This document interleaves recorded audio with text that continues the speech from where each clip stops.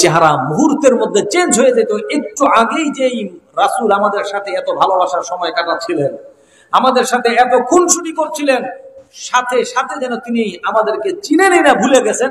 আল্লাহর প্রেমে সারা দিতে মসজিদে নববীর পানে তিনি দৌড়ানো শুরু করে দিতেন। চিল্লায়ে বলেন সুবহানাল্লাহ। এই ছিল নবীর প্রেম আল্লাহর প্রতি। এই যে আগামীকাল বিশ্ব ভালোবাসা দিবস আসতেছে আমাদের দেশে, গোটা ওয়ার্ল্ডে। আবার আগামীকালকে আমাদের মুসলমান জাতির জন্য একটা গুরুত্বপূর্ণ ইবাদতের দিন। কথা বলতে হবে, ঠিক কিনা ভাই? এই জন্য বিশ্ব ভালোবাসা দিবস নামক ওই বেহায়া দিবস আমরা পালন করব না। আমরা আগামীকালকের সমস্ত ভালোবাসা আমাদের আল্লাহর সাথে আমরা করবো ইনশাআল্লাহ। পারবো না ইনশাআল্লাহ? আল্লাহ এবং আল্লাহর রাসূলের সাথে আমরা কালকে ভালোবাসা জোগাবো। শুধু আগামীকাল নয়, আমাদের সারা জীবন ভরের ভালোবাসা থাকবে কার জন্য? আল্লাহর জন্য, আল্লাহর রাসূলের জন্য আমাদের ভালোবাসা। কিন্তু কালকে দিবসটা যেহেতু একটা ভালোবাসার দিবস বানাইছে গোটা পৃথিবীর মানুষ, সুতরাং ওই দিন কোনো অশ্লীল ভালোবাসা, কোনো নাজায়েজ ভালোবাসা আমরা যাব না। আমরা যদি ভালোবাসি, কাকে ভালোবাসবো? আরো জোরে বলেন, কাকে ভালোবাসবো? কারণ আল্লাহ পাক আমাদেরকে যেই পরিমাণ ভালোবাসেন, তার 1000 ভাগের কোটি ভাগের 1 ভাগ ভালোবাসা আমরা আল্লাহকে দিতে পারি না। কথা বলেন ঠিক কিনা ভাই? আল্লাহ এত পরিমাণ ভালোবাসা আমাদেরকে দেন। কারণ আল্লাহর ভালোবাসা যদি আপনার প্রতি আমার প্রতি না থাকতো, তাহলে আল্লাহ এই জবান দিয়ে কালিমা বের করাইতেন না। কথা বলেন ঠিক কিনা ভাই? আল্লাহ যে আমাদের জবান দিয়ে কালিমা বের করে যে ভালোবাসার প্রকাশ ঘটিয়েছেন, যদি মৃত্যুর আগ পর্যন্ত আপনি আমি আল্লাহর কুদরতি ভাবে সেজদায় পড়ে থাকি, তারপরও আল্লাহর এই নিয়ামতের শুকরিয়া আমরা কোনোদিন আদায় করতে পারবো না। কথা বলেন ঠিক কিনা ভাই? আমার এই কণ্ঠে তুমি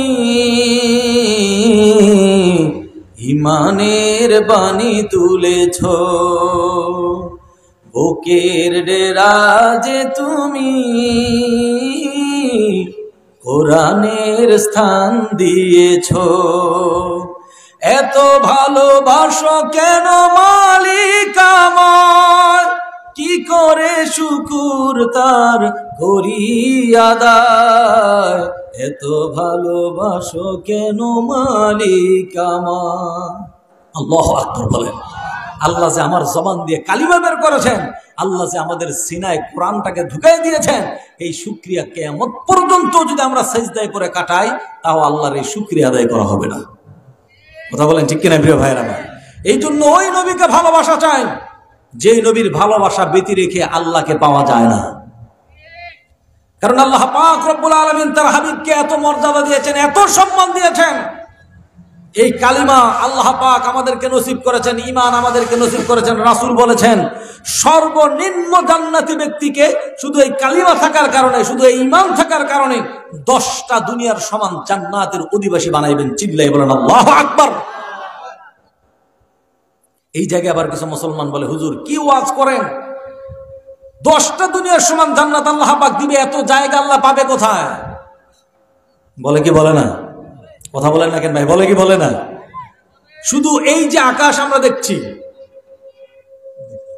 ভাই সাউন্ডটা কি ঠিক হবে না?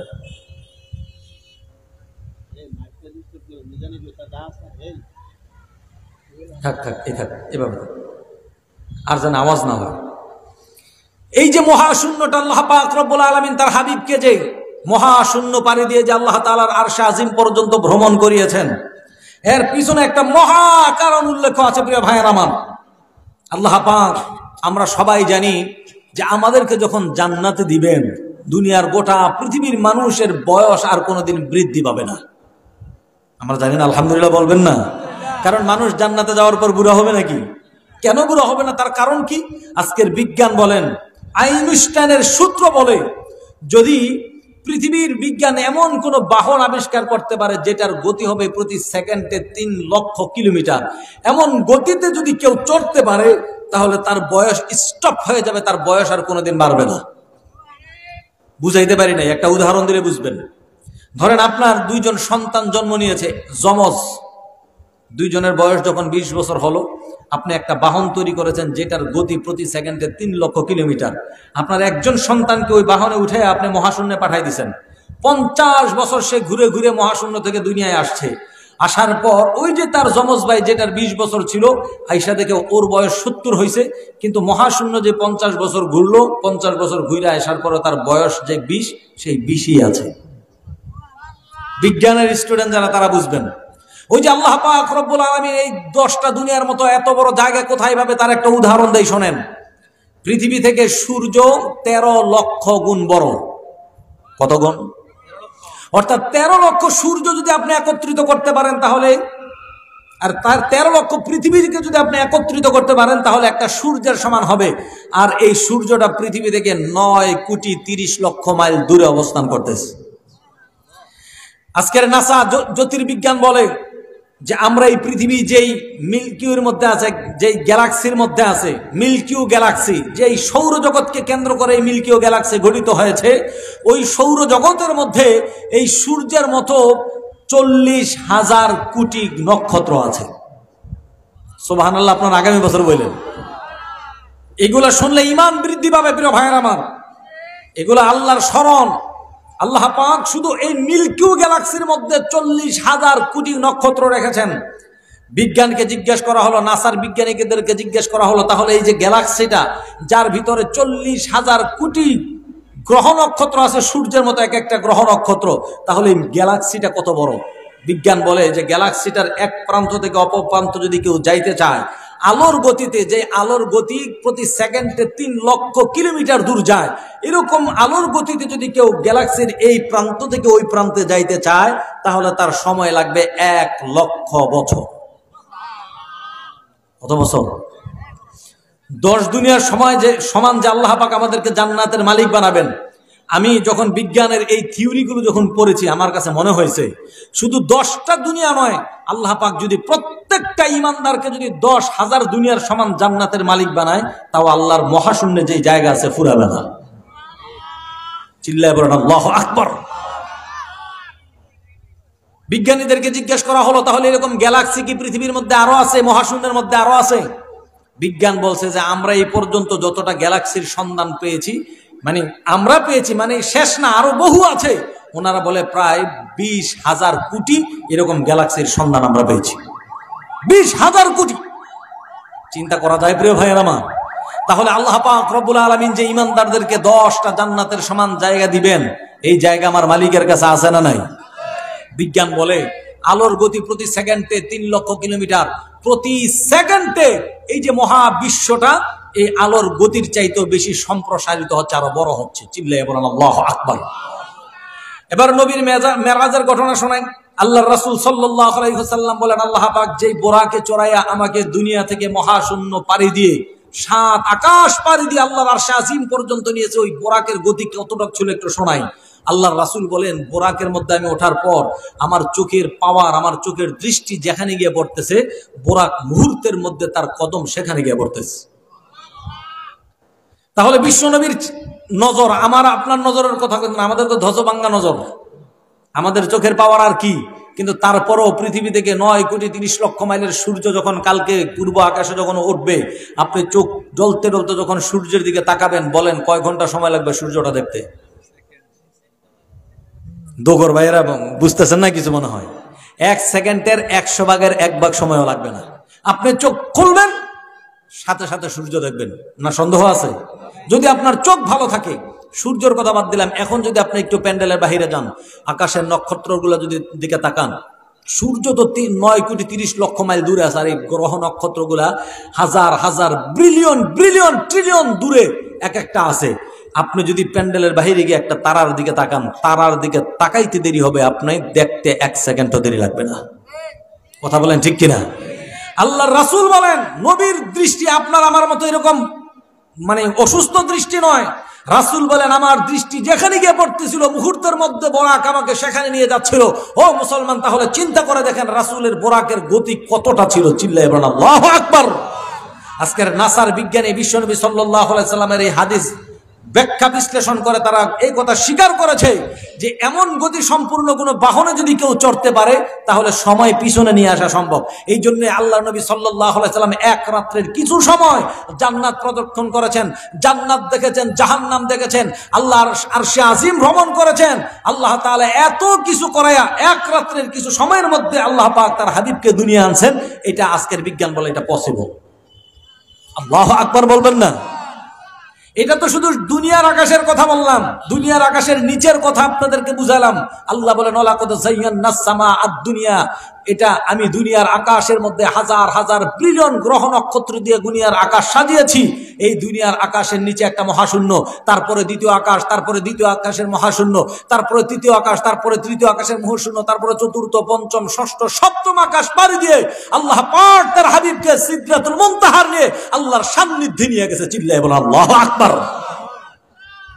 আল্লাহ পাক যদি তার হাবিবকে এই ভ্রমণ না করাইতেন তাহলে নীল আর্মস্ট্রং তিনি যখন সর্বপ্রথম চাঁদে গেছেন, চাঁদ থেকে আইসাই বলতো আমি মুহাম্মদের চাইতে বড় হয়ে গেছি। নাউজুবিল্লাহ বলবেন না? কেন বলতো? কারণ তিনি বলতেন যে মুসলমানেরা বলে তার নবী নাকি, তাদের নবী নাকি সবচাইতে বড়। তাহলে তাদের নবী তো কোনোদিন মঙ্গল গ্রহ যাইতে পারে নাই, চাঁদে যাইতে পারে, আমি তো চাঁদে গিয়েছি, সুতরাং আমি মুসলমানদের নবীর চাইতো আমি নীল আর্মস্ট্রং বড় হয়ে গেছি। চিল্লায় বলেন নাউজুবিল্লাহ। এই জন্য আল্লাহ পাক রব্বুল আলামিন তার হাবিবকে এমন জায়গায় নিয়ে গেছেন যেটা পৃথিবীর কোনো বিজ্ঞান কোনোদিন চিন্তাও করতে পারবে না। চিল্লায় বলেন ঠিক কিনা? এই জিনিসগুলোর প্রতি ঈমান আনার নাম হলো ঈমান। এই জন্য আল্লাহ পাক রব্বুল আলামিন বলেন ইন্নামাল মুমিনুনা আল্লাযীনা ইযা যুকিরাল্লাহ, যখন একজন ইমানদারের সামনে আল্লাহর স্মরণ হয়, আল্লাহর কথা যখন আলোচনা হয়, তখন ইমানদারদের দিলের ভিতরে আল্লাহর ভয় ঢুকে যায়। চিল্লায়ে বলেন ঠিক কিনা? হযরত জুলফিকার আহমদ নকশবন্দি রাহমাতুল্লাহ আলাইহি ওনার কিতাবের মধ্যে হযরত জুনাইদ বাগদাদী রাহমাতুল্লাহ আলাইহির একটা ঘটনাকে তিনি কোট করেছেন। তিনি বলেন জুনাইদ বাগদাদী এত বড় একজন বিশ্ববিখ্যাত আল্লাহর ওলি ছিলেন যে তদানীন্তন সময়ে ওনার মতো এত বড় আলেম, এত বড় পীর, এত বড় আল্লাহর ওলি দুনিয়ার মধ্যে দ্বিতীয় জন আর কেউ ছিল না।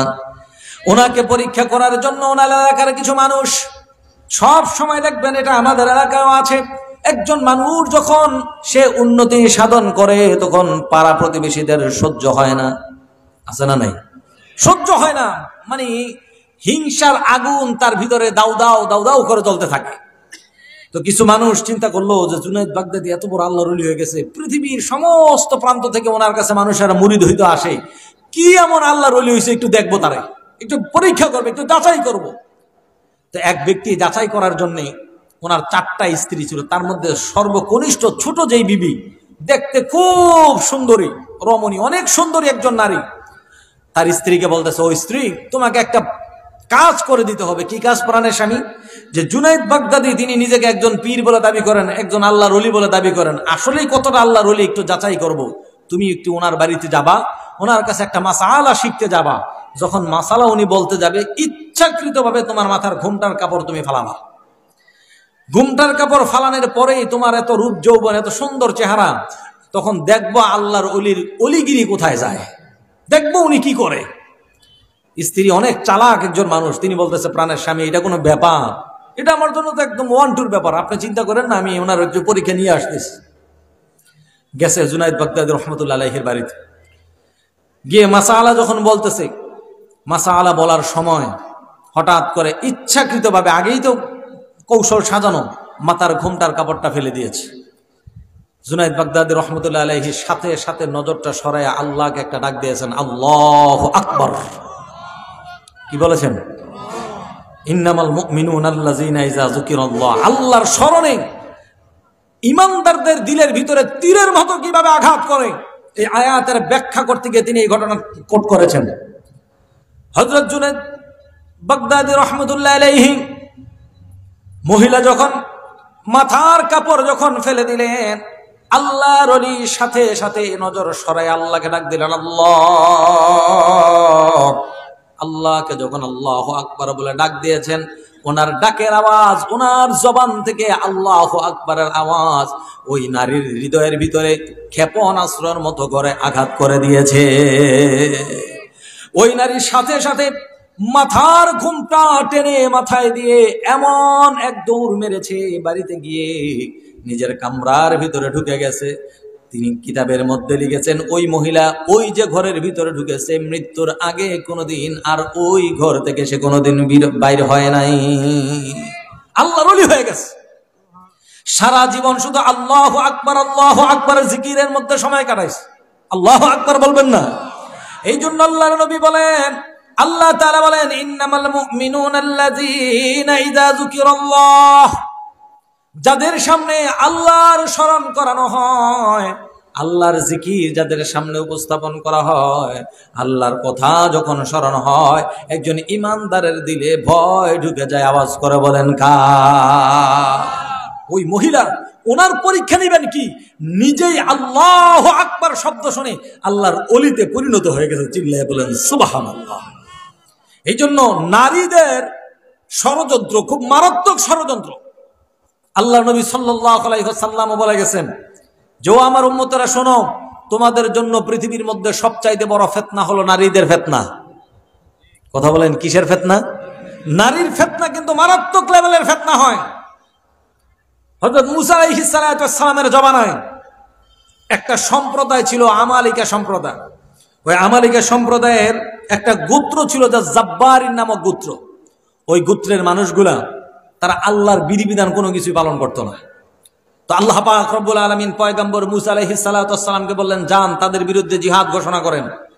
কারণ যারা আল্লাহর হুকুম পালন করবে না, আল্লাহর হুকুমের বিরুদ্ধে যারা অবস্থান নিবে, তাদের জন্য জিহাদের ব্যবস্থা কার? আল্লাহ। পয়গম্বর মুসা আলাইহিস সালাতু ওয়াস সালাম বনি ইসরাইলের হাজার হাজার সৈন্য নিয়ে নরাঙ্গনে রওনা হয়েছেন। এই খবর যখন আমালিকা সম্প্রদায়ের মানুষের কাছে গেল, তারা আগেই জানতো যে পয়গম্বর মুসা আলাইহিস সালাতু ওয়াস সালাম পৃথিবীর সবচাইতে বড় সন্ত্রাস ফেরাউনকে লোহিত সাগরের মধ্যে চুবাইয়া হত্যা করছে। এই খবর তাদের ভিতরে আগেই জানা আছে। সুতরাং তারা চিন্তা করলো যে পয়গম্বর মুসার বিরুদ্ধে যুদ্ধ করার ক্ষমতা আমাদের নাই, এমন কোনো কিছু করতে হবে যাতে পয়গম্বর মুসা আলাইহিস সালাতু ওয়াস সালাম আমাদের বিরুদ্ধে যুদ্ধ করতে আসতেই না পারে। বিরক্ত হচ্ছেন না তো আপনারা? আবার কি করলো? তাদের এলাকায়, ওই এলাকায় জাব্বারিন গোত্রের একজন বড় বুজুর্গ ছিল। তাফসীরের মধ্যে তার নাম আসছে বালাম ইবনে বাউরা। কি নাম? বালাম ইবনে বাউরা। এই বালাম ইবনে বাউরা তিনি আল্লাহর এতটা সান্নিধ্য অর্জন করেছিলেন যে তিনি যদি আল্লাহ তাআলার দরবারে হাত তুলতেন, হাত তুলতে দেরি হতো, আর আরশে আজিমের মালিক তার দোয়া কবুল করতে দেরি করতো না। এত বড় আল্লাহ বুজুর্গ ছিলেন, আল্লাহওয়ালা ছিলেন। তার কাছে গিয়ে তার এলাকার মানুষেরা বলতেছে, হে বালাম, আপনি তো সারাক্ষণ শুধু আল্লাহর জিকিরে মশগুল আছেন, আপনার তো খবর নাই পয়গম্বর মুসা আলাইহিস সালাতু ওয়াস সালাম আমাদের জাতির বিরুদ্ধে যুদ্ধ করার জন্য বনি ইসরাইলের হাজার হাজার সৈন্য নিয়ে রওনা হয়ে গেছে।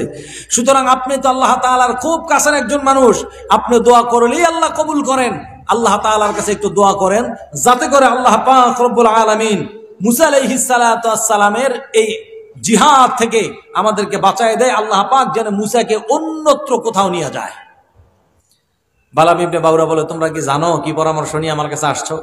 আমি একজন নগণ্য মানুষ, উনি হলেন আল্লাহর একজন পয়গম্বর, সুতরাং পয়গম্বরের বিরুদ্ধে বদদোয়া করার দুঃসাহস আমার বালামের নাই। চিল্লায় বলেন সুবহানাল্লাহ। আমার নাই।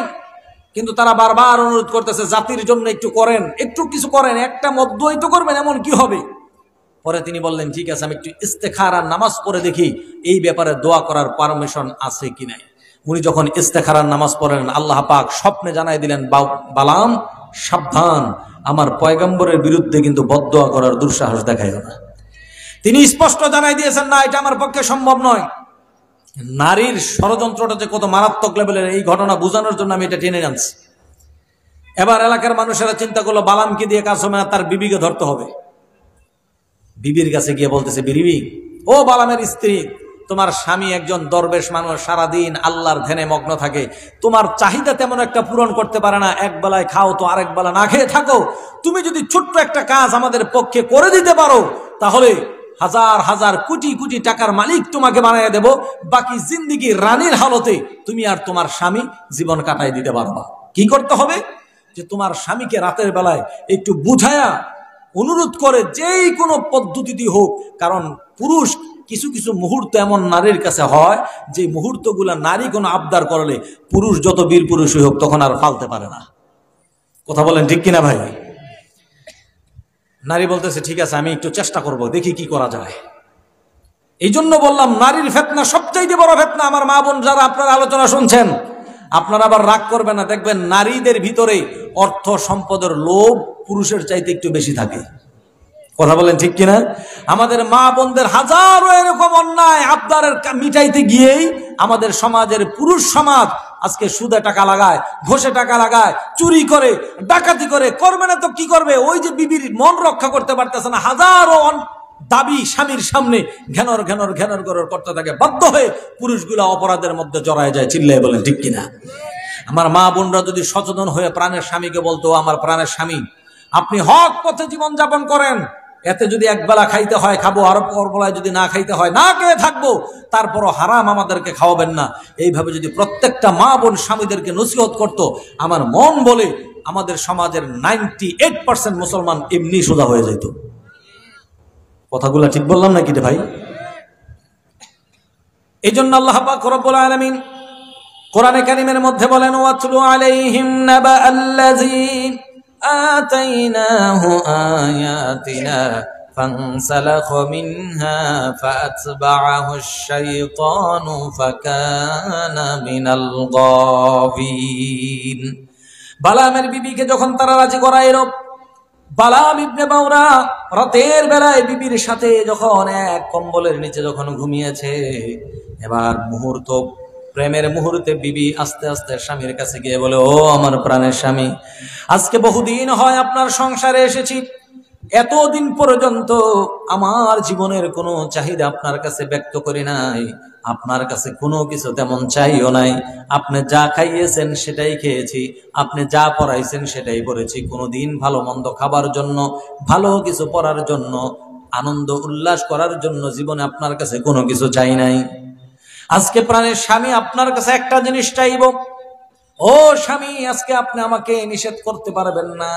বালাম ইবনে বাউরা চিন্তা করলো, কথা তো সত্য, এতদিন পর্যন্ত তোমাকে বিবাহ করে আমার ঘরে এনেছি, এখন পর্যন্ত তুমি তেমন কোনো আমাকে দাও না, আমি তোমাকে তেমন কিছু দিতে পারি নাই, কিন্তু তুমি কোনোদিন মুখ ফুটে আমার কাছে কোনোদিন চাও নাই। আজকে যেহেতু আমার কাছে চেয়ে ফেলেছো, ও প্রাণের স্ত্রী, কথা দিলাম তুমি যা চাইবা আমি স্বামী হিসেবে আজকে তোমার জন্য করতে রাজি আছি। তুমি যা চাইবা আমি তাই করবো, আজকে বলো কি চাও, কারণ সারা জীবনে তোমার কোনো স্বাদ আল্লাহ আমি মিটাই নেই। বিবি বলতেছে, প্রাণের স্বামী, আমাদের কওমের মানুষেরা আমার কাছে একটা আবদার নিয়ে এসেছিল, আপনি যদি একটু পয়গম্বর মুসার বিরুদ্ধে যদি একটু বদদুয়া করে দেন তাহলেই চলবে, আর কিছু করতে হবে না। তাফসীরের মধ্যে আসছে আল্লাহ পাক রব্বুল আলামিন বলেছেন, ওয়াতলু আলাইহিম নাবা আল্লাযী আতাইনাহু আয়াতিনা ফানসালাখা মিনহা ফাআতবাআহু আশ-শাইতানু ফাকানা মিনাল গাবিন। আল্লাহ বলেন, ও নবী আপনি সেই মানুষদের ঘটনাগুলো মানুষের সামনে বর্ণনা করে শোনায় দেন যাকে আমি আমার নিদর্শনগুলো দান করেছি না, কিন্তু এত নিদর্শনগুলো পাওয়ার পরেও তাকে আমি এত ইজ্জত দিয়েছিলাম, এত সম্মানে ভূষিত করেছিলাম যে সে যদি আমি আল্লাহর কাছে কোনো দোয়া করতো আমি আরশে আজিমের মালিক তার দোয়া কবুল করে নিতাম। এত নিয়ামত তাকে দেওয়ার পরেও সে তার স্ত্রীর ভালোবাসায় পড়ে বা দুনিয়ার টাকা পয়সার লোভে পড়ে সে পয়গাম্বরের বিরুদ্ধে বদদুয়া করার জন্য রাজি হয়ে গেল। তাফসীরের মধ্যে আসছে বিবির এই ভালোবাসায় বা এই দুনিয়ার সমগ্র টাকা পয়সার লোভে পড়ে বালাম ইবনে বাউরা পয়গম্বর মুসার বিরুদ্ধে বদদুয়া করার জন্য রাজি হয়ে যায়। বলেন নাউজুবিল্লাহ। সে রাজি হয়ে গেছে বদদুয়া করার জন্য। আজকের সমাজেও কিছু নামধারী আলেম দেখবেন, নাম দেয় আলেম, কিন্তু আবার জালেমদের সাথে এতায়াত করে। কথা কন না কেন ভাই? জালেমদের সাথে হেদায়েত করে, যারা 15 বছর যাবত এই দেশের মানুষকে শোষণ করলো, নির্যাতন করলো, তাদেরকেও জান্নাতের সার্টিফিকেট দেওয়ার আলেমও বাংলার জমিনে আছে না নাই? কথা বলেন না কেন ভাই? আছে না নাই? জান্নাতি বানাই দিস। হাজার হাজার ওলামায়ে কেরামদেরকে শহীদ করা হয়েছে 5 মে শাপলার চত্বরে। চিল্লায় বলেন ঠিক কিনা? হাজার হাজার মানুষ, হাজার হাজার মায়ের বুক খালি করেছে যে তাকে দুনিয়ায় জান্নাতের সার্টিফিকেট যে দেয়, বুঝতে হবে তার চাইতে বড় দালাল জমিনের মধ্যে আর কেউ হতে পারে না। এগুলা ঠিক টাকার কাছে বিক্রি হয়ে গেছে। এরকম নামধারী আলেম আছে না নাই? প্রিয় ভাইয়ের আমার, ঠিক এমনি ভাবে বালাম ইবনে বাউরাও টাকার কাছে বিক্রি হয়ে গেছে। আল্লাহ বলেন অত্রু আলাইহিম নাবা আল্লাহ যে আতাইনাহু আয়াতিনা, ও নবী আপনি ওই সমস্ত মানুষদের ঘটনাগুলো জানাই দেন আপনার উম্মতকে, যাকে আমি আমার নিদর্শনগুলা দান করেছিলাম, আমি আমার হিকমত তাকে দান করেছিলাম, এত মর্যাদা তাকে দান করেছিলাম, কিন্তু হলে হবে কি, সে দুনিয়ার মোহে পড়ে, স্ত্রীর ভালোবাসায় পড়ে আমার আল্লাহকে ভুলে গিয়ে আমার আল্লাহর পয়গম্বরের বিরুদ্ধে বদদুয়া করার জন্য সে রাজি হয়ে গেছে। সে রাজি হয়ে পয়গম্বর মুসা আলাইহিস সালাতু ওয়াস সালাম যেখানে তাবু গেড়ে বসে আছে সেই দিকে রওনা হয়েছে। সেই যেই বাহনের উপর উঠে সেদিকে রওনা হয়েছে, গাধার পিঠে উঠে গাধাকে পিছন দিক থেকে চাবুক মারছে সামনে যাওয়ার জন্য, কিন্তু গাধা সামনে হাঁটে না। তাফসীরের মধ্যে আসছে আঘাতের পর আঘাত করতেছে কিন্তু গাধা সামনে যায় না। গাধা আঘাত খাইতে খাইতে রক্তাক্ত হয়ে গেছে, রক্ত ঝরতেছে গাধার শরীর থেকে। গাধা আল্লাহ তাআলার কাছে আরজি করতেছে, আল্লাহ আপনি আমার গাধার জবানটা একটা বার শুধু খুলে দেন, এই নাদানকে আমি জনমের মতো ওয়াজ করে তাকে আমি শিক্ষা দিয়ে দেবো। চিল্লায়ে বলেন আল্লাহু আকবার। আল্লাহ পাক গাধার জবান খুলে দিয়েছে। এবার গাধা মানুষকে নসিহত করতেছে। গাধা বলে, ও বালাম ইবনে বাউরা, তুমি এত বড় মাউরা কিভাবে হলাম যে আল্লাহ পাক রব্বুল আলামিন তোমাকে এত এত নিয়ামত দিয়েছে, তোমাকে এত মর্যাদা দিয়েছে যে আল্লাহ তোমাকে স্বপ্নের মাধ্যমেও তোমাকে নিষেধ করে দিয়েছে যেন আল্লাহর পয়গম্বরের বিরুদ্ধে বদদুয়া করতে না যাও। আল্লাহ পাক নিষেধ করার পরেও তুমি এত বড় মাউরা কিভাবে হলা? আল্লাহর পয়গম্বরের বিরুদ্ধে বদদুয়া করার জন্য তুমি কিভাবে বাড়ি থেকে বের হলা? সামনে অগ্রসর হয় না, তোমার দুনিয়া শেষ হয়ে যাবে, আখিরাতও শেষ হয়ে যাবে। স্টপ করো, ফুল স্টপ হও। বালাম ইবনে বাউরা জবান খুলে গেল গাধা, গাধা তাকে নসিহত করতেছে, তারপরও তার উচিত ছিল ফিরে আসার। কথা বলেন ঠিক কিনা? কিন্তু সে ফিরে আসলো না। সে এবার কি করলো, এই গাধাকে নিয়ে যখন সামনে যাওয়া যাচ্ছে না, গাধাকে ছেড়েই পয়গম্বরের বিরুদ্ধে বদদুয়া করার জন্য পায়ে হেঁটে রওনা করেছে। বলেন নাউজুবিল্লাহ। আল্লাহ তাআলা এই জন্য বলেন ফানসালাখা মিনহা ফাআতবা'আহুশ শাইতানু ফাকানা মিনাল গাওয়িন ওয়ালাউ শি'না লারাফা'নাহু বিহা ওয়ালাকিন্নাহু আখলাদা ইলাল আরদি ওয়াত্তাবা'a হাওয়া ফামাসালুহু কামাসালিল কালব।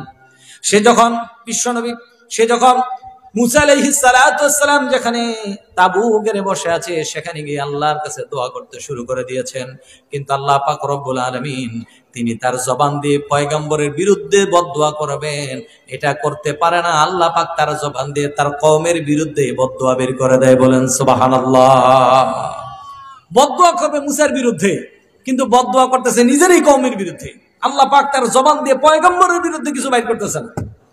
এবার তার লোকেরা বলতেছে, ও বালাম ইবনে বাউরা, এত এত ঘোষ তোমাকে দিলাম, হাজার হাজার কোটি টাকা তোমাকে দিলাম পয়গম্বরের বিরুদ্ধে বদদুয়া করার জন্য, কিন্তু তুমি তো পয়গম্বরের বিরুদ্ধে বদদুয়া করো না, তুমি তো আমাদের বিরুদ্ধে বদদুয়া করো, ঘটনা কি? এবার বালাম ইবনে বাউরা বলে, ভাইয়েরা আমার শোনো শোনো, আমি হাজারবার চেষ্টা করতেছি পয়গম্বর আলাইহিস সালাতু ওয়াস সালামের বিরুদ্ধে বদদুয়া করার জন্য, কিন্তু আমার জবান দিয়ে তোমাদের বিরুদ্ধে কথা বের হয়ে যায়, এখানে আমার করার কিছুই নাই। আল্লাহু আকবার। আল্লাহ পাক রব্বুল আলামিন বলেন ফামাসালুহু কামাসালিল কালব। তখন তাকে আমি কি করেছিলাম, কি আযাব দিয়েছিলাম আমার হাবিব, শুনেন শুনেন। আমি বালাম ইবনে বাউরার জিহ্বাটাকে টান দিয়ে বের করে বুকের উপরে ঝুলাইয়া দিলাম। ফামাসালুহু কামাসালিল কালব। কালবুন শব্দের অর্থ হলো কুকুর। কুকুরকে দেখবেন আপনি যদি এটাকে ধাওয়া করেন তারপরেও জিহ্বা বাইর করে ফাফাবে, আবার যদি এক জায়গায় চুপচাপ বসে থাকে তারপরেও জিহ্বা বাইর করে ফাফায়। দেখছেন নাকি? কুকুর সবসময় জিহ্বাটাকে বের করে কি করে, এমন অবস্থা মনে হয় যেন সে অনেক পরিশ্রম করছে। আসলে আল্লাহ পাক কুকুরটাকে তৈরি করেছেন ওইভাবে। আল্লাহ পাক এই বালাম ইবনে বাউরাকেও তার জিহ্বাটাকে টান দিয়ে দুনিয়ার মধ্যে বের করে কুকুরের মতো করে তাকে বানায় দিয়েছে। চিল্লায়ে বলেন নাউজুবিল্লাহ। এই অবস্থায় বালাম ইবনে বাউরার কি করা উচিত ছিল? ফিরে আসা উচিত ছিল না? যে আমি ফিরে আসি, আল্লাহ পাক আমার দুনিয়ায় আমার জিহ্বা বের করে দিয়েছে, আমি দোয়া করলে আমার দোয়া কবুল করতেছে না, এখন তার অনুশোচনা হওয়া দরকার ছিল। কিন্তু সে অনুসূচিত না হয়ে সে আরো বড় মারাত্মক চক্রান্তের মধ্যে নিজেকে ঢুকায় ফেলেছে, চিল্লায় বলে নাউজুবিল্লাহ। সে এবার তার কওমের মানুষদেরকে বলতেছে, ভাইয়ের আমার, যেই পয়গাম্বরের জন্য আমার দুনিয়া শেষ হয়ে গেল, আখিরাতও শেষ হয়ে গেল, এই পয়গাম্বরে তো সহজে আমি ছাড়তেছি না। নাউজুবিল্লাহ বলবেন না? কি করা যায়? তুমি আর কি করবা মিয়া? তোমাকে এত এত টাকা দিলাম পয়গাম্বরের বিরুদ্ধে বদদোয়া করতে, তুমি ওইটাই করতে পারলা না, তুমি এখন আর কি ছিড়বা? বলো কি করতে পারো দেখি। বালাম ইবনে বাউরা আবার পরামর্শ দিচ্ছে, তোমরা যদি আমার একটা পরামর্শ ফলো করতে পারো, এই আমার এই প্রেসক্রিপশন অনুযায়ী যদি তোমরা সামনে অগ্রসর হতে পারো, তাহলে পয়গাম্বরের বিরুদ্ধে তোমরা বিজয় লাভ করতে পারবা। তারা বলল, বলো দেখি কি বলতে চাও, তুমি কি পরামর্শ দিবা বলো। এবার তার পরামর্শটা, প্রিয় ভাইয়েরা, কি পরামর্শ দিছে একটু খেয়াল করেন। সে বলে, তোমাদের যাদের ঘরে সুন্দরী নারী আছে, তোমাদের যাদের ঘরে আপন বোন আছে, বিবি আছে, মেয়ে আছে, তাদেরকে সুন্দর করে সুসজ্জিত করে সাজাইবা। সাজাইয়া বিভিন্ন ফেরিওয়ালি হিসেবে পয়গম্বর মুসা আলাইহিস সালাতু ওয়াস সালামের বনি ইসরাইলের সৈন্যরা যেখানে তাবুকের অবস্থান করতেছে, সেখানে তাদেরকে পাঠিয়ে দিবা। তারা দীর্ঘদিন পর্যন্ত বিবি ছাড়া, ঘর ছাড়া এই নারীদেরকে দেখে হাজার হাজার বনি ইসরাইলের সৈন্যের একটা সৈন্য যদি জেনা ব্যভিচারের মধ্যে লিপ্ত হয়ে যায়, আর সে আজমের মালিক ওই জাতিটাকে আল্লাহর গজব দিয়ে ধ্বংস করে দিবে। কথাটাকে বুঝাইতে পারলাম আপনাদেরকে? কত মারাত্মক লেভেলের ষড়যন্ত্র একবার চিন্তা করে দেখেন প্রিয় ভাইয়ের আমার। এই যে এখন থেকে প্রায় 4500 বছর আগে মুসলমানদেরকে ধ্বংস করার জন্য যে ষড়যন্ত্র পৃথিবীর মধ্যে হয়েছিল, এই ষড়যন্ত্র মনে হয় এখন আর নাই। কথা বলেন না কেন? আছে না নাই? আজকেও মুসলমানদেরকে ধ্বংস করার জন্য ওই পশ্চিমা বিশ্ব, ওই দাদা বাবুরা, ইন্ডিয়ারা আমাদের দেশে হাজারো চ্যানেল, উলঙ্গ চ্যানেল ঢুকাইয়া দিয়া আমাদের দেশের নারীদেরকে বেপরদা বানাইয়া রাস্তায় নামাই দিয়েছে। চিল্লায় বলেন ঠিক কিনা? এই জন্য মুসলমানদের ধ্বংসের জন্য অন্য কোনো কিছুর প্রয়োজন নাই। মুসলমান যখন দিন থেকে বাহির হয়ে যাবে, মুসলমান যখন কোরআনের হুকুমত থেকে যখন বাহির হয়ে যাবে, তখন পৃথিবীর কাফের মুশরিকদের মুসলমানদের সাথে যুদ্ধের প্রয়োজন নাই। মুসলমান জাতি এমনি এমনি ধ্বংস হয়ে যাবে। কথা বলেন ঠিক কিনা প্রিয় ভাইয়ের আমার?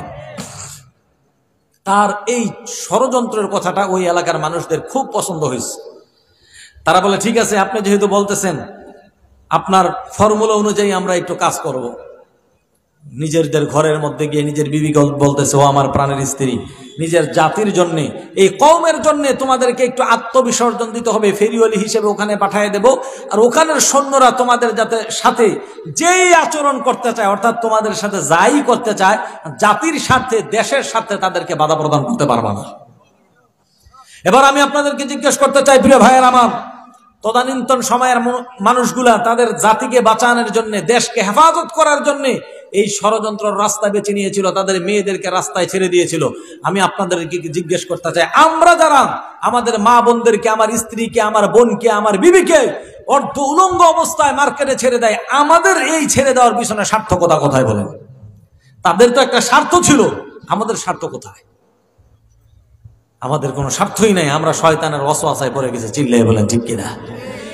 পয়গম্বর মুসা আলাইহিস সালাতু ওয়াস সালাম এই ষড়যন্ত্রের খবর বনি ইসরাইলের সমস্ত মানুষদেরকে জানাই দিলেন, সাবধান, তোমাদেরকে নিয়ে কিন্তু মারাত্মক ষড়যন্ত্র করা হয়েছে। এই ষড়যন্ত্রের ফাঁদে কিন্তু পা বাড়ানো যাবে না। আজকেও জাতীয় উলামায়ে কেরাম দেশের প্রান্ত থেকে প্রান্তরে বিভিন্ন ময়দানগুলোতে আমরা আপনাদেরকে ভালোভাবে বোঝানোর চেষ্টা করি, ভাইয়েরা, বিবিকে পর্দায় আনেন, স্ত্রীকে পর্দায় আনেন, নিজের মেয়েকে পর্দায় আনেন। যদি না আনেন, দুনিয়াও শেষ হয়ে যাবে, আখিরাতও শেষ হয়ে যাবে। আমরাও এখনো বলি, তখনও পয়গম্বর বলেছিল, কিন্তু তারপরও তারা শোনে নাই। তাফসীরের মধ্যে আসছে, হাজার হাজার মানুষের মধ্যে শুধু একজন সৈন্য ওই একটা নারীর সাথে ব্যভিচারে লিপ্ত হয়েছিল। আল্লাহ পাক রব্বুল আলামিন একজনের জেনার কারণে এক রাত্রে 70,000 বনি ইসরায়েলের সৈন্যকে আল্লাহ প্লেগ নামক রোগ দিয়ে মৃত্যু দিয়ে দিয়েছিল। বলেন নাউজুবিল্লাহ।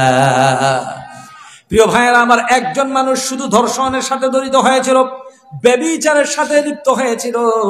এই জন্য যদি আল্লাহ পাক মর্দে মুদাহি 70,000কে যদি এক রাত্রে খতম করে দিতে পারে, আজকে আমাদের সমাজে, আমাদের রাষ্ট্রে, আমাদের দেশে এরকম জেনা ব্যভিচার আছে না নাই? এই যে 14ই ফেব্রুয়ারি আসতেছে আগামীকাল, হাজার হাজার মায়ের সন্তান, হাজার হাজার আমাদের বোন, তারা দেখবেন তাদের সতীত্ব কালকে হারাবে। কথা বলেন ঠিক কিনা? আল্লাহ পাক রব্বুল আলামিন যদি ওই জাতির মতো করে আমাদেরকে ধ্বংস করে দিত, বহুত আগেই বাংলাদেশ পৃথিবী থেকে বিদায় নিয়ে যাইতো। অনেক আগেই আল্লাহ পাক আমাদেরকে ধ্বংস করে দিতেন, কিন্তু আল্লাহ পাক এই জাতিকে ধ্বংস করে না। তার একমাত্র কারণ হলো বিশ্বনবী মুহাম্মদুর রাসূলুল্লাহ সাল্লাল্লাহু আলাইহি ওয়াসাল্লাম আল্লাহ তাআলার কাছে এই উম্মতের জন্য দোয়া করে গেছেন। চিল্লায়ে বলেন সুবহানাল্লাহ। এই জন্য প্রিয় ভাইয়েরা আমার, নারীর ষড়যন্ত্র হলো সবচাইতে বড় ষড়যন্ত্র। এই জন্য আল্লাহ তাআলা বলেছেন ইমানদারের এক নম্বরে কোয়ালিটি হলো, এক নম্বরে বৈশিষ্ট্য হলো, তাদের সামনে যখন আল্লাহ তাআলার কথা বলা হয়, তাদের সামনে যখন আল্লাহ পাক রব্বুল আলামিনের জিকির করা হয়, তখন তাদের হৃদয়ের মধ্যে ভয় ঢুকে যায়। এটা হলো এক নম্বর কোয়ালিটি। দ্বিতীয় নম্বর কোয়ালিটি আল্লাহ তাআলা বলেন ওয়াইদা তুলিয়াত আলাইহিম আয়াতুহু যাদাতহুম ঈমানা। একজন ইমানদারের দুই নম্বর কোয়ালিটি হলো, ইমানদারের দুই নম্বরের বৈশিষ্ট্য হলো, তাদের সামনে যখন কোরআনের আলোচনাগুলো করা হয়, তাদের সামনে যখন কোরআন তেলাওয়াত করা হয়, তখন কোরআন তেলাওয়াত শোনার সাথে সাথে তাদের ঈমান আরো বহু গুণ বেড়ে যায়। বলেন সুবহানাল্লাহ। কোরআন শুনলে ইমানদারের ঈমান তাজা হয়, এটা হলো ইমানদারের কোয়ালিটি। কিন্তু আমাদের অবস্থা হলো, এই যদি ফজরের সময় ইমাম সাহেব যদি একটু লম্বা সূরা নেয়, পিছন থেকে কাশি দেয়। কথা বল না কেন? যে হুজুরের টাইম টেবিলের প্রতি কোনো জ্ঞানই নাই। কতক্ষণ পরে হুজুর কি পরে এত লম্বা তেলাওয়াত?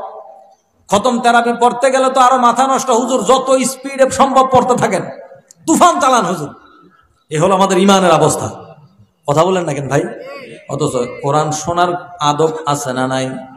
আপনি এইভাবে যদি তুফানের মতো করে কোরআন তেলাওয়াত শোনেন, কোরআন শোনা হয় না, কোরআনের সাথে মশকরা হয়। কথা বলেন ঠিক কিনা? কে বলছে আপনাকে খতমে তারাবি পড়ার জন্য? ওইভাবে পড়ার দরকার নাই, প্রয়োজনে সূরা তারাবি পড়বো, কিন্তু আস্তে আস্তে ধীর স্থির সাথে আমরা কোরআন শুনবো। রাজি আছে মুসলমান? এই জন্য আল্লাহ তাআলা বলেন ইমানদারের দুই নাম্বার কোয়ালিটি হলো, তাদের সামনে যখন কোরআনের আলোচনা যখন হয় বা কোরআন যখন তেলাওয়াত করা হয়, ইমানদারদের ঈমান আরো বহু গুণ বেড়ে যায়। বলেন সুবহানাল্লাহ। আল্লাহর নবী সাল্লাল্লাহু আলাইহি ওয়াসাল্লামের একজন সাহাবী ছিল লাবিদ ইবনে রাবিয়া রাদিয়াল্লাহু তাআলা আনহু। তিনি আইয়ামে জাহিলিয়াতের যুগে এত বড় একজন দার্শনিক ছিলেন, এত বড় কবি ছিলেন যে তিনি কবিতা লিখে কবিতাগুলাকে বাইতুল্লাহর চত্বরে টাঙায় রাখতেন আর নিচে চ্যালেঞ্জ ছুড়ে দিতেন, পৃথিবীর কোনো বাপের বেটা যদি থাকো, আমার কবিতার মতো আরেকটা কবিতা লিখে দেখাও। এত বড় মাপের কবি, এত বড় আরবি সাহিত্যিক লাবিদ ইবনে রাবিয়া রাদিয়াল্লাহু তাআলা আনহু। তিনি কবিতা লিখে লিখে কাবার দেওয়ালের সাথে লটকায় রাখতেন আর নিচে চ্যালেঞ্জ দিয়ে দিতেন যে কেউ যদি পৃথিবীর এমন কোন দার্শনিক থাকো, এমন কোন কবি যদি থাকো, তাহলে আমার কবিতার মতো আরেকটা কবিতা বানায় দেখাও। তার এই চ্যালেঞ্জ অ্যাকসেপ্ট করার মতো তদানীন্তন সময়ে কোন কবি পৃথিবীর মধ্যে ছিল না। চিল্লায়ে বলেন আল্লাহু আকবার।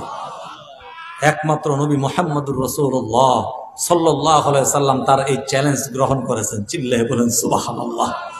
দুইটা রিওয়ায়াত আসছে। এক রিওয়ায়াতের মধ্যে আসছে যে আবু জাহেল, উতবা, সাইবা এরা কয়েকজন মিলা এই লাবিদ ইবনে রাবিয়ার কাছে গিয়ে বলতেছে, হে লাবিদ ইবনে রাবিয়া, তুমি তো আরবি সাহিত্যের বিশাল বড় এক কবি, একজন সাহিত্যিক, কিন্তু তুমি কি জানো আমাদের ভাতিজা মুহাম্মদ সাল্লাল্লাহু আলাইহি ওয়াসাল্লাম এমন এক কিতাব তেলাওয়াত করে, এই কিতাব এটা কেমন জানা লাগে, এটা শুনলে যেই শুনে সেই কালিমা পড়ে মুসলমান হয়ে যায়, এটার বিরুদ্ধে আমরা কেউই পারতেছি না। সুতরাং তুমি তো এত বড় একজন কবি সাহিত্যিক, তুমি পারলে মুহাম্মদের কোরআনের মতো একটা ছোট্ট একটা কবিতা লেখা মুহাম্মদের সাথে চ্যালেঞ্জ করো।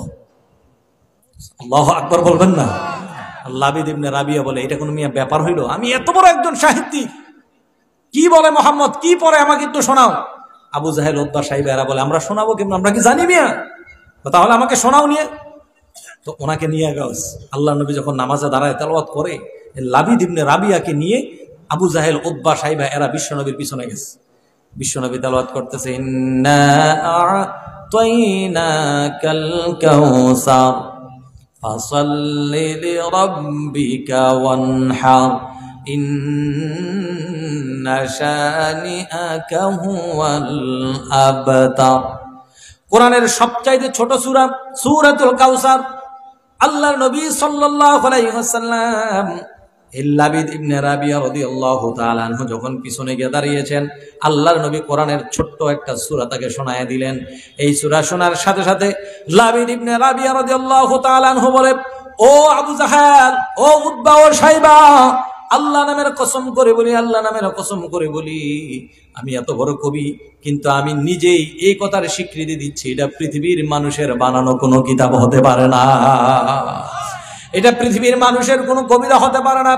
নিশ্চয়ই মুহাম্মদ যে বলে ওনার কাছে ওহী পাঠানো হয়, নিশ্চয়ই এটা আল্লাহ পাক রব্বুল আলামিনের পক্ষ থেকে কোরআন, এটা সাধারণ কোনো বিষয় নয়।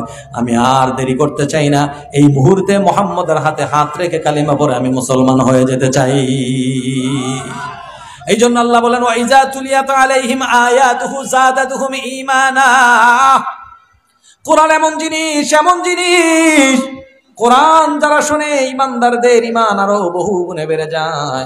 আরেক রাওয়ায়াতের মধ্যে আসছে, উনি যখন চ্যালেঞ্জ ছুড়ে দিয়েছেন, আল্লাহর নবী সূরাতুল কাউসার লিখে নিচে লিখে দিয়েছেন মুহাম্মদ সাল্লাল্লাহু আলাইহি ওয়াসাল্লাম। তিনি রাতের বেলায় তো এটা টাঙিয়ে দিয়ে আসছেন, সকাল বেলায় গেছেন দেখার জন্য আমার চ্যালেঞ্জ গ্রহণ করার ক্ষমতা পৃথিবীর কারো আছে নাকি, একটু গিয়ে দেখি। গিয়ে দেখে একজন ব্যক্তি তার চ্যালেঞ্জ গ্রহণ করেছে, নিচে একটা ছোট্ট আয়াত লিখে দিয়েছে, সেই আয়াত হলো ইন্না আ'তাইনাকাল কাউসার। এইটুকু লেখে আল্লাহর নবী নিচে শুধু ওনার নাম লিখে দেখেছেন, লাবিদ ইবনে রাবিয়া রাদিয়াল্লাহু তাআলা আনহু। আল্লাহর নবীর ওই ছোট্ট লেখাটার হাতে নিলেন, চুমু খাইলেন, আর একটা সেকেন্ড তো দেরি করলেন না, রাসূলের কাছে গিয়ে বলতেছে, ইয়া রাসূলুল্লাহ, আমি আরবি সাহিত্যের অনেক বড় কবি হতে পারি, কিন্তু আপনি যে ছোট্ট সূরা লিখেছেন আমার মন সাইদে, এটা পৃথিবীর কোনো মানুষের বানানো কোনো কিছু হতে পারে না। ও নবী, আমি আর দেরি করতে চাই না, আর দেরি করতে চাই না, এই মাত্র আপনার হাতে হাত রেখে আমি কালিমা পড়ে মুসলমান হতে চাই। ও নবী, আপনি আমাকে পড়াইয়া দেন লা ইলাহা ইল্লাল্লাহু মুহাম্মাদুর রাসূলুল্লাহ সাল্লাল্লাহু আলাইহি ওয়াসাল্লাম। এটা হলো ইমানদারদের 2 নাম্বার বৈশিষ্ট্য। 1 নাম্বার হলো তাদের সামনে আল্লাহর আলোচনা হলেই দিলের ভিতর আল্লাহর ভয় ঢুকে যায়।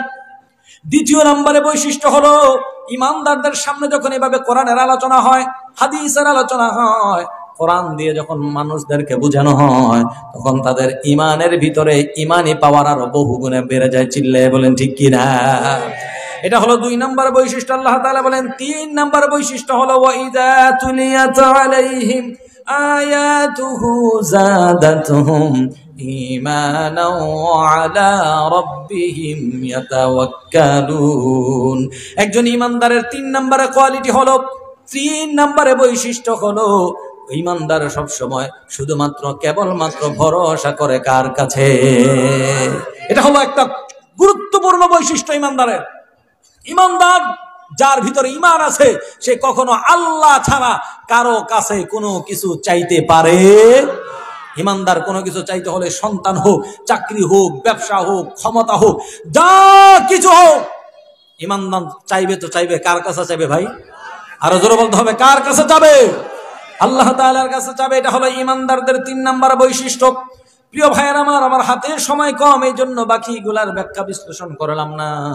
4 নম্বরের বৈশিষ্ট্য হলো আল্লাহ তাআলা বলেন আল্লাযীনা ইউকিমুনাস সালাতা ওয়া মিম্মা রাযাকনাহুম ইউনফিকুন। একজন ঈমানদারের 4 নম্বর বৈশিষ্ট্য হলো তারা নামাজ প্রতিষ্ঠা করবে। কি করবে বলেন? আওয়াজ করে, আওয়াজ করে বলেন কি করতে হবে? আওয়াজ করে বলেন কি করা লাগবে? নামাজ প্রতিষ্ঠা করতে হবে। এটা হলো ঈমানদারদের গুণ, ঈমানদারদের বৈশিষ্ট্য। কারণ নামাজের মাধ্যমে বান্দা আল্লাহর সবচাইতে কাছে চলে যায়। চিল্লায়ে বলেন ঠিক কিনা? আল্লাহর নবীর কাছে সাহাবায়ে কেরাম জিজ্ঞেস করলো, ইয়া রাসূলুল্লাহ, বান্দা কখন আল্লাহর সবচাইতে নিকটবর্তী হয়ে যায়? আল্লাহর রাসূল বলেন, বান্দা যখন সিজদা দেয় তখন আল্লাহ আর বান্দার মাঝখানে কোনো পর্দা থাকে না, আল্লাহর কাছাকাছি চলে যায়। আল্লাহু আকবার বলেন। এই জন্য নামাজ এমন এক জিনিস, প্রিয় ভাইয়েরা আমার, মুহাদ্দিসিনে কেরাম বলেন, এই মুহাদ্দিসিনে কেরাম তিনারা এই আয়াতের ব্যাখ্যায় লিখেছেন যে আল্লাহ পাক রব্বুল আলামিনের সামনে মানুষ 2টা বার দাঁড়ায়। একটা হলো কিয়ামতের ময়দান যখন কায়েম হবে, তখন গোটা পৃথিবীর মানুষ আল্লাহ তাআলার সামনে গিয়ে দাঁড়াবে। আর মানুষ প্রতিদিন 5 ওয়াক্ত নামাজ মানুষ যখন দাঁড়ায় যায়, তখন মানুষ প্রতিদিন 5 বার আল্লাহর সামনে দাঁড়ায় যায়। বলেন সুবহানাল্লাহ। আল্লাহর সামনে আমরা দাঁড়ায় যাই। এই জন্য ইমানদারদের নামাজগুলো হতে হবে আল্লাহর জন্য। ইমানদারদের নামাজগুলো এমন হওয়া চায় যেমন হযরত খুবাইব রাদিয়াল্লাহু তাআলা আনহু, তিনি কেমন ইমানদার ছিলেন।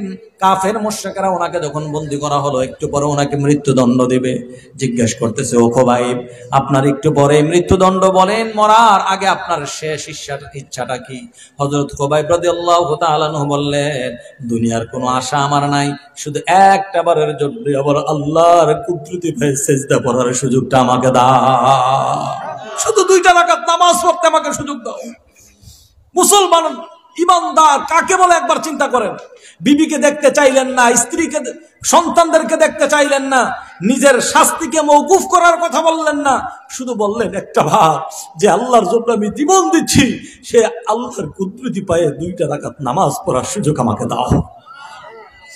তিনি নামাজ পড়ার সুযোগ পেয়ে গেলেন, 2 রাকাত নামাজ দাঁড়ায় গেছেন, এমন ভাবে নামাজ পড়তেছেন, উপস্থিত মানুষেরা ওনার দিকে তাকায় আছেন হা করে, হায় রে, এটা কেমন মুসলমান, এটা কেমন ইমানদার। একটু পরেই তার মৃত্যুদণ্ড দেওয়া হবে, তাকে ফাঁসি দেওয়া হবে। মাত্র কয়েক মিনিট পর তাকে দুনিয়া থেকে বিদায় নিয়ে যাওয়া লাগবে। অথচ এই মুহূর্ত আইসাও সে তার রবের সাথে কি প্রেমের আলাপন শুরু করে দিয়েছে। তার চেহারার দিকে, তার বডি ল্যাঙ্গুয়েজের দিকে তাকাইলে যেন মনে হয় তার মৃত্যুর কোনো ভয়ই নাই। আল্লাহু আকবার বলেন। হযরত সাঈদ ইবনুল আমিরা আল জুবাহি রাদিয়াল্লাহু তাআলা আনহু একজন সাহাবী, তিনিও সেখানে উপস্থিত ছিলেন। হযরত খুবাইব রাদিয়াল্লাহু তাআলা আনহুর নামাজটাকে তিনি খুব ভালোভাবে পর্যবেক্ষণ করতেছিলেন। প্রিয় ভাইয়েরা আমার, সাহাবীদের নামাজ এমন ছিল যে ওনাদের নামাজ দেখে কাফের মুশরিকরা ঈমান এনে মুসলমান হয়ে যাইত, আর আমাদের নামাজ দেখলে শয়তান পর্যন্ত হাসে।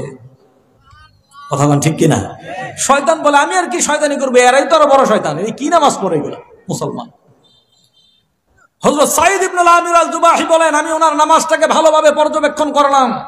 ওনার রুকু, ওনার সিজদা, ওনার আল্লাহর সামনে বিনয়ের অবস্থা দেখে ওনাকে যখন ফাঁসি দেওয়া হলো, আমি দৌড়ে আল্লাহর নবীর দরবারে গিয়ে বললাম, ইয়া রাসূলুল্লাহ, যেই মানুষ আল্লাহর সামনে দাঁড়াইতে পারে মৃত্যুর আগ মুহূর্তেও, যে মানুষ মৃত্যুর আগ মুহূর্ত আল্লাহর কুদরতি পায়ে এইভাবে সিজদা করতে পারে, আল্লাহর সামনে এতটা বিনয়ী হতে পারে, এটা কোনো ছোটখাটো কোনো মানুষের কাজ হতে পারে না, এটা দুনিয়ার কোনো মানুষকে দেখানোর জন্য হতে পারে না।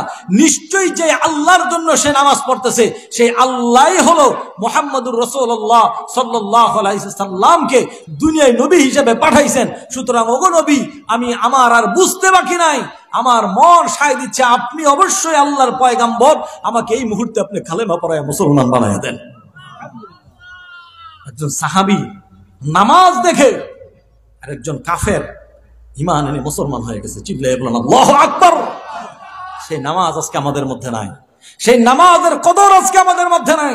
অথচ আল্লাহ তাআলা বলেন, ঈমানদারের বৈশিষ্ট্যই হলো, 4th নাম্বার বৈশিষ্ট্য হলো ঈমানদার নামাজ পড়বে তো পড়ার মতো পড়বে। চিল্লায়ে বলেন ঠিক কিনা?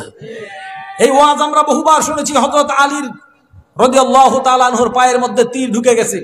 তীর ঢুকার পর ইনফেকশন হয়ে এমন কঠিন সিচুয়েশন হয়েছে, পায়ে ধরে তীর যে খুলবে এটা বহু দূরের কথা, হাত নিলেই উনি চিল্লায় উঠতেছেন। অনেক সময় দেখবেন ফোড়া হয়ে বা কোনো জায়গায় ইনফেকশন হইলে ধরতে হয় না, ধরার আগেই লাফ দিয়ে ওঠে। হয় কি হয় না ভাই? কোনোভাবেই ওনার কাছেই যাইতে পারতেছে না সাহাবাই কারাম। অবস্থা বেগতিক দেখে বিশ্বনবীকে গিয়ে বলল, ইয়া রাসূলুল্লাহ, আপনার সাহাবী যুদ্ধের ময়দানে আলীর পায়ের মধ্যে তীর নিক্ষিপ্ত হয়েছে, তীর ঢুকেছে, কিন্তু এটা ইনফেকশন হয়ে এমন পরিস্থিতি হয়েছে, ওটাকে যে টেনে বের করবো এটা তো বহু দূরের কথা, ওনার কাছেই যাওয়া যাইতেছে না, কি করা যায়? আল্লাহর রাসূল সাল্লাল্লাহু আলাইহি সাল্লাম বললেন, ও সাহাবারা, আমার আলীকে নামাজের মধ্যে দাঁড়াইতে সুযোগ দাও। সুবহানাল্লাহ, আমার আলীকে নামাজে দাঁড়াইতে সুযোগ দাও। কারণ আমার আলী যখন নামাজে দাঁড়াবে, দুনিয়ার কোনো কিছু তার আর মনে থাকবে না, তখন তার মন মস্তিষ্ক স্বয়ং আরশে আজিমের আল্লাহ তাআলার সাথে শুরু হয়ে যাবে। আল্লাহর নবীর কথা শুনে সাহাবারা অপেক্ষা করতেছেন। নামাজের সময় হলো, হযরত আলী নামাজে দাঁড়ায় গেলেন। কয়েকজন সাহাবী গিয়ে শক্ত করে পায়ের মধ্যে ধরলেন, আর 2-1 গিয়ে তীরের মধ্যে ধরলেন। এমন জোরে টানতেছেন, সাহাবী নামাজ পড়তেছে, টেরও পায় না। নামাজের মধ্যে থাকা অবস্থায় ওনার পা থেকে বিষাক্ত তীর খুলে ফেলা হলো।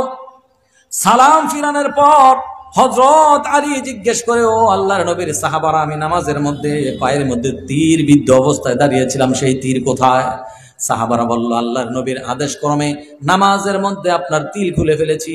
হযরত আলী বলেন, তোমরা কখন তীর খুলেছো? আল্লাহ নামের কসম করে বলি, আমি একটু ব্যথা অনুভব করতে পারি নাই, একটু ব্যথা অনুভব করতে পারি নাই।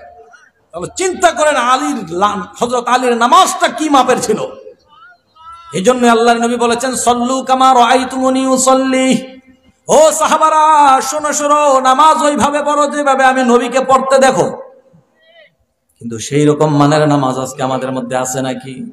আজকে নামাজ আমাদের মধ্যে নাই। ওই মানের নামাজ তো বহু দূরের কথা, ঠিক মতো 5 ওয়াক্ত নামাজই তো নাই। কথা কি বাড়ায় বললাম না ঠিক বললাম ভাই? ঠিক মতো 5 ওয়াক্ত নামাজই আমরা পড়ি না প্রিয় ভাইয়ের আমার। এই আমি আমার কথা বলে, আমি তো আলহামদুলিল্লাহ আপনাদের দোয়ায় বাংলাদেশের প্রত্যন্ত অঞ্চলগুলো ঘুরে বেড়াই। অনেক জায়গায় ইমাম সাহেবগুলো আমাদেরকে অভিযোগ করে, হুজুর একটু দোয়া করেন, একটু নসিহত করে যান। এমনও সময় হয় ফজরের সময় আমি নিজেই আজান দেই, নিজেই একামত দেই, নিজেই জামাতে দাঁড়াই। সুবহানাল্লাহ বলে।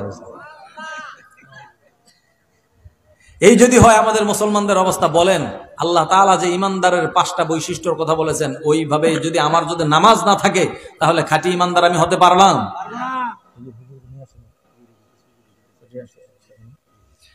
কয় নাম্বার বললাম ভাই? 4 নাম্বার। 5ম নাম্বার আল্লাহ তাআলা বলেন, আল্লাযীনা ইউকিমুনাস সালাতা ওয়া মিম্মা রাযাকনাহুম ইউনফিকুন। 5ম নাম্বার বৈশিষ্ট্য হলো, আল্লাহ বলেন, আমি আল্লাহ তাআলা তোমাদেরকে যেই ধন সম্পদের মালিক বানিয়ে দিয়েছি, আমার এই ধন সম্পদ থেকে তোমরা আমি আল্লাহর রাস্তায় দান করে দাও। বলেন ঠিক কিনা? এটা হলো ইমানদারদের একটা কোয়ালিটি, যে ইমানদাররা আল্লাহর দেওয়ার সম্পদ আল্লাহর রাস্তায় দান করে দেবে।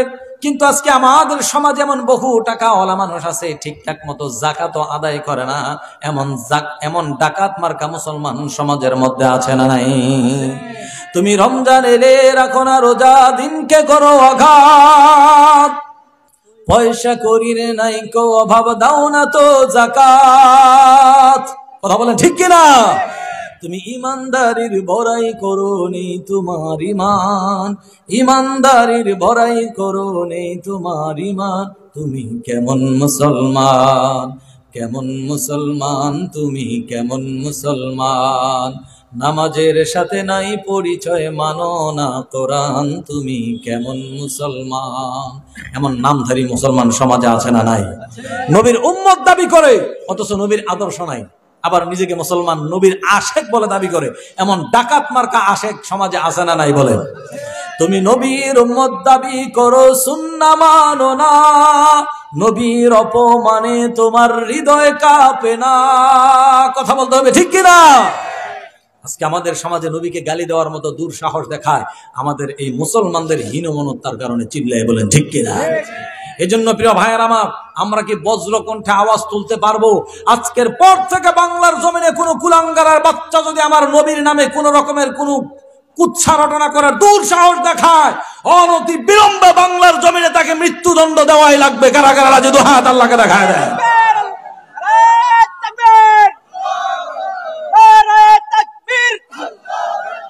ইসলামের শত্রুরা, ইসলামের শত্রুরা,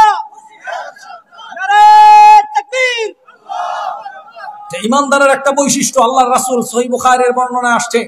রাসূল বলেছেন, লা ইউমিনু আহাদুকুম হাত্তা আকুনা হাব্বা ইলাইহি মিন ওয়ালিদিহি ওয়া ওয়ালাদিহি ওয়ান নাস আজমাইন। একজন ইমানদার ততক্ষণ পর্যন্ত খাঁটি মুমিন হতে পারবে না, যতক্ষণ পর্যন্ত দুনিয়ার সমস্ত মানুষের চাইতে আমি নবীকে বেশি মহব্বত না করতে পারবে, ততক্ষণ পর্যন্ত কেউ খাঁটি ইমানদারি হতে পারবে না। সেই নবীকে ভালোবাসতে হবে দুনিয়ার সবার চাইতে বেশি। কথা বলতে হবে ঠিক কিনা? তো তোমার মাকে গালি দিল, তোমার শরীরে লেগে গেল। তোমার নেতাকে গালি দিল, নেত্রীকে গালি দিল, তোমার শরীরে লেগে গেল। তুমি ময়দানে নেমে গেলা। যেই নবীর সুপারিশ পেতে রেখে তুমি কাল কিয়ামতে নাজাত পাইবা না, সেই নবীকে যখন গালি দেয় তখন তোমার শরীরের রক্ত কেন বিড়ালের রক্ত হয়ে যায়। এই জন্য নবীকে যদি কেউ গালি দেয়, নবীর ইজ্জত রক্ষায় যদি ময়দানে নামতে হয়, নবীর ইজ্জত রক্ষায় যদি বুকের তাজা রক্ত জমিনে ঝরাইতে হয়, পুলিশের সামনে যদি বুক পেতে দিতে হয়, ফাঁসির মঞ্চেও যদি যাইতে হয়, নবীর জন্য কারা কারা যাইতে রাজি? দু হাত আল্লাহকে দেখাই দাও।